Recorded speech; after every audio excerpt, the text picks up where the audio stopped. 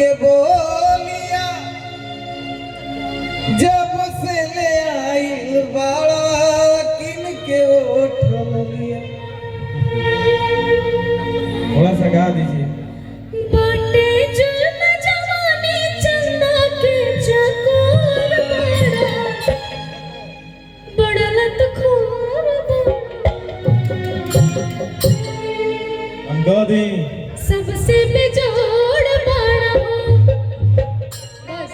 कब से आप अगर गोर हैं ठीक है, भगवान शंकर जी जब करिया बड़े कृष्ण जी करिया है तो क्या हो गया। हाँ इन्हीं लोग का तो ब्लेम करके सब लोग जी रहा है। लेकिन इसी पर भरत शर्मा जी रुकिए सुनिए सुनिए सुनिए गौर करिए कि बात कहते एक मिनट बात सुनिए। जवान बात भैया एक मिनट बात सुन लीजिए,